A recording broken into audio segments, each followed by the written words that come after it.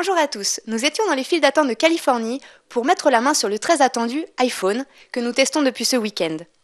Avant un test plus détaillé, découvrons ensemble l'interface tactile de ce fameux iPhone.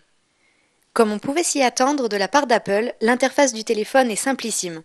On y accède via un bouton placé sur la page d'accueil. Plusieurs choix se présentent alors à nous. Utiliser nos numéros favoris, récents, le carnet d'adresses complet, le pavé numérique ou la fonction voicemail. Cette dernière permet de consulter des messages vocaux de manière indépendante, un peu comme on le ferait avec ses emails. L'iPhone était très attendu sur sa fonction baladeur numérique, puisqu'il présente une évolution majeure dans l'interface iPod telle qu'on la connaissait jusqu'à maintenant. La molette pour faire défiler les listes de chansons avec le pouce disparaît, mais on peut tout de même continuer à utiliser ce doigt pour manipuler l'iPhone d'une seule main. Celle-ci s'affiche sous forme de liste ou bien en utilisant la présentation Coverflow qui permet d'afficher les pochettes des albums. On peut naviguer de la même manière parmi ces photos, mais également zoomer sur elles simplement en écartant deux doigts. Vraiment très ergonomique.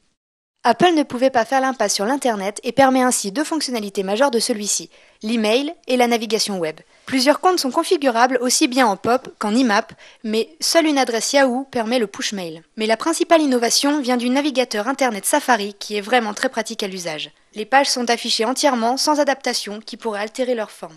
Il suffit ensuite de double-cliquer sur la partie de la page correspondante pour zoomer et la rendre ainsi bien plus lisible. Retrouvez très bientôt le test complet de toutes les applications de l'iPhone sur bestofmicro.com.